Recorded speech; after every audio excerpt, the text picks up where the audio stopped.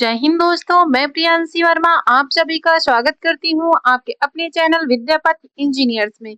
आशा करती हूँ आप सब अच्छे और बेहतरीन होंगे। आज हम करने जा रहे हैं अपनी 40वीं क्लास करंट अफेयर्स। आज की क्लास का हमारा पहला क्वेश्चन रहेगा, हाल ही में विश्व थैलेसीमिया दिवस कब मनाया गया है? हाल ही में विश्व थैलेसीमिया दिवस कब मनाया गया है? तो ये मनाया गया है 8 मई को। कब मनाया गया है? 8 मई को मनाया गया। को मनाने का उद्देश्य क्या है? का जो मुख्य उद्देश्य है वो है थैलेसीमिया, जो कि एक आनुवांशिक रक्त विकार है, के प्रति लोगों में जागरूकता बढ़ाना और इसकी शुरुआत, निदान व उपचार के महत्व को समझाना है। इसकी स्थापना कब हुई? इसकी स्थापना 1994 में थैलेसीमिया इंटरनेशनल फेडरेशन (TIF) द्वारा की गई। महत्व क्या है? यह दिन उन सभी लोगों को सम्मानित करने के लिए मनाया जाता है जो इस गंभीर बीमारी के साथ जी रहे हैं। साथ ही यह डॉक्टरों और शोधकर्ताओं के प्रयासों को भी मान्यता देती है। विश्व थैलेसीमिया दिवस हर साल कब मनाया जाता है? 8 मई को विश्व स्तर पर मनाया जाता है। कौन से विश्व स्तर पर मनाया? सेकंड क्वेश्चन, हाल ही में भारत की पहली प्रमुख वाणिज्यिक मिनी माइक्रो एलईडी फैक्ट्री कहाँ स्थापित की जाएगी? गुजरात के धोलेरा में। कहाँ की जाएगी? धोलेरा में की जाएगी। भारत की पहली वाणिज्यिक mini micro LED display factory Dholera, Gujarat में स्थापित की जाएगी। यह पहल भारत को सेमीकंडक्टर और डिस्प्ले मैन्युफैक्चरिंग का केंद्र बनाने के मिशन का हिस्सा है। कौन से स्थान पर? Dholera special investment region (SIR), Gujarat. इसका महत्व क्या है? यह फैक्ट्री अगली पीढ़ी की तकनीक के उत्पादन में भारत को आत्मनिर्भर बनाने की बहुत ही बड़ा कदम है। टेस्ट, हाल ही में किसे दुबई में प्रतिष्ठित एर्थ दुबई पुरस्कार से सम्मानित किया गया है? से सम्मानित किया गया है दीपक भाटिया को। किसको सम्मानित किया गया है? दीपक भाटिया को सम्मानित।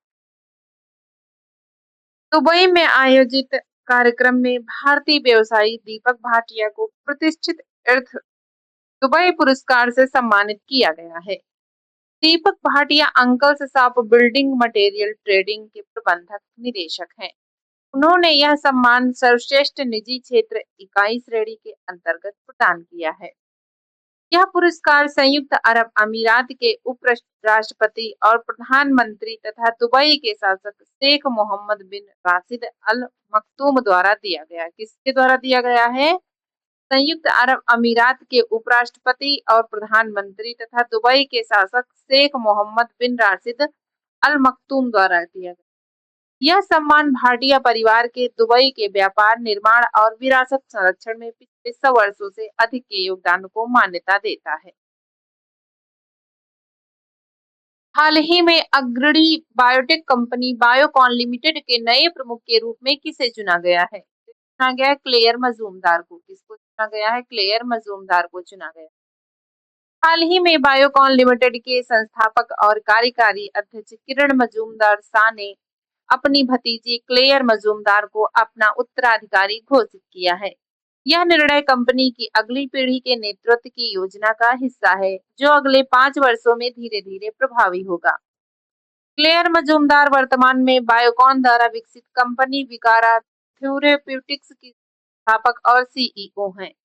वह किरण मजूमदार शाह के भाई रवि मजूमदार की बेटी हैं। किरण मजूमदार शाह ने स्पष्ट किया है कि वह अभी तुरंत पद नहीं छोड़ रही हैं, बल्कि यह एक चरणबद्ध बदलाव होगा। टेस्ट, हाल ही में NCERT ने स्कूली बच्चों में विकलांगताओं के शुरुआती चरण की पहचान करने और कौन सी ऐप विकसित है? ये प्रशस्त 2.0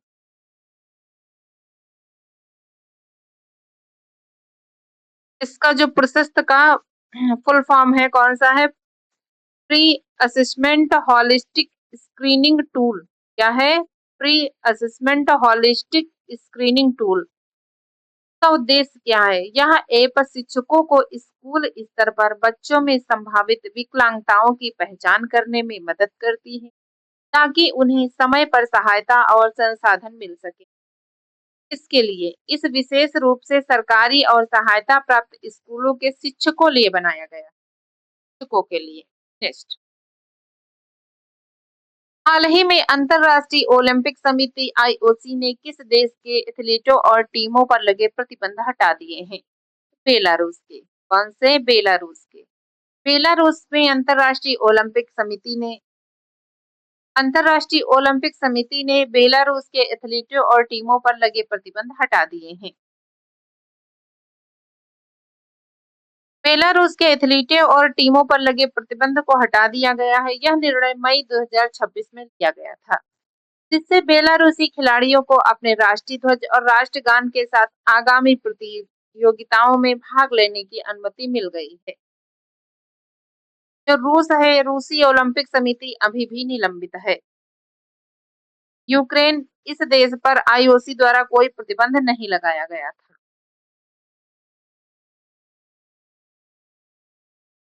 हाल ही में जारी वर्ल्ड माइग्रेशन रिपोर्ट 2026 के अनुसार दुनिया का सबसे अधिक प्रेषण प्राप्त करने वाला देश कौन सा बना है? तो ये बना है भारत। कौन सा बना है? भारत बना है।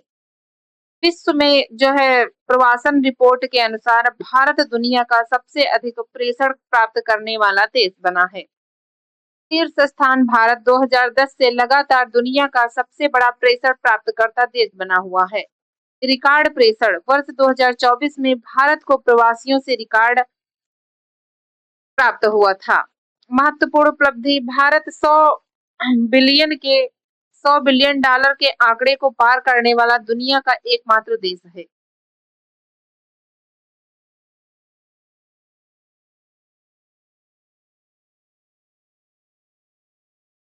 हाल ही में कृषि मंत्रालय द्वारा 2 दिवसीय कृषि कार्यक्रम फ्रूट होराइजन 2026 का किस शहर में किया गया? तय किया गया लखनऊ में। कहाँ किया गया? लखनऊ में किया गया है। हाल ही में कृषि मंत्रालय द्वारा 2 दिवसीय कृषि कार्यक्रम फ्रूट होराइजन 2026 का आयोजन लखनऊ में किया गया।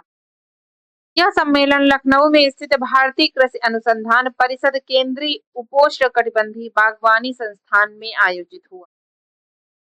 इसके प्रमुख अतिथि कौन थे? केंद्रीय कृषि एवं किसान कल्याण मंत्री शिवराज सिंह चौहान ने इस कार्यक्रम में भाग लिया। इसका उद्देश्य इस जो कार्यक्रम का उद्देश्य है, यह कार्यक्रम का लक्ष्य भारत को वैश्विक फ्रूट बास्केट बनाना, फल उत्पादन की गुणवत्ता बढ़ाना और निर्यात को बढ़ावा देना है। हाल ही में भारत का पहला अंतर्राष्ट्रीय नेत्र विज्ञान अनुसंधान सम्मेलन कहाँ आयोजित किया गया? किया गया नई दिल्ली। किया गया नई दिल्ली में किया। यह सम्मेलन 9 और 10 मई 2026 को नई दिल्ली स्थित कैंट ने मनेक्सा सेंटर में आयोजित किया गया। इसका उद्घाटन केंद्रीय रक्षा मंत्री संजय सेठ ने किया।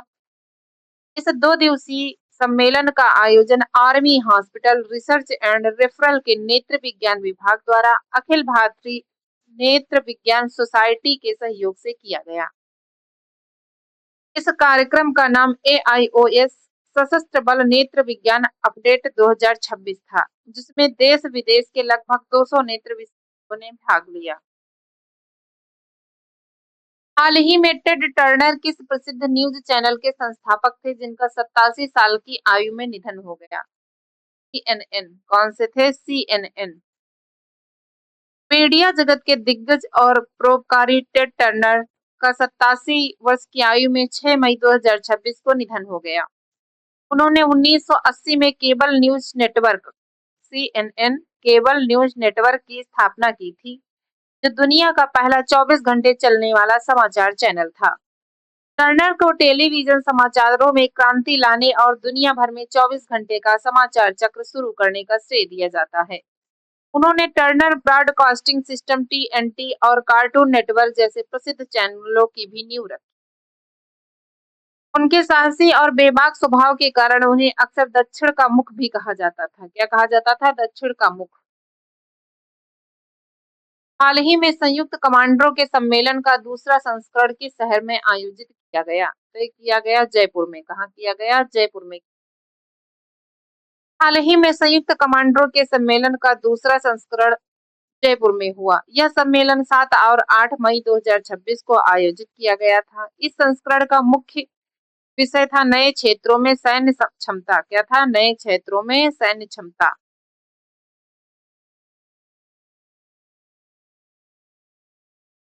हाल ही में भारत और किस देश के बीच रक्षा नीति वार्ता का 10वां संस्करण नई दिल्ली में आयोजित किया गया? तो किया गया ऑस्ट्रेलिया में। कहाँ किया गया? ऑस्ट्रेलिया में किया गया। भारत और ऑस्ट्रेलिया के बीच रक्षा नीति वार्ता का 10वां संस्करण 8 मई 2026 को नई दिल्ली में आयोजित किया गया। इस बैठक की सह अध्यक्षता भारत की ओर से रक्षा मंत्रालय के संयुक्त सचिव अमिताभ प्रसाद और ऑस्ट्रेलिया की ओर से अंतरराष्ट्रीय नीति के प्रथम सहायक सचिव बांड्रा फिलिप ने की। यह दोनों देशों के ने व्यापक रणनीति साझेदारी की पुष्टि की। बैठक के दौरान द्विपक्षीय रक्षा सहयोग, समुद्री सुरक्षा और रक्षा उद्योग जुड़ाव जैसे महत्वपूर्ण प्रगति की समीक्षा की। दोनों पक्षों ने सैन्य प्रशिक्षण और सूचना साझा करने के क्षेत्र में सहयोग बढ़ाने पर चर्चा की। हाल ही में कौन सा 2026 आईबीसीए शिखर सम्मेलन की मेजबानी करेगा? तय करेगा नई दिल्ली। कौन करेगा? नई दिल्ली करेगा। आज के लिए बस इतना ही। मिलते हैं अपने नेक्स्ट क्लास में। धन्यवाद।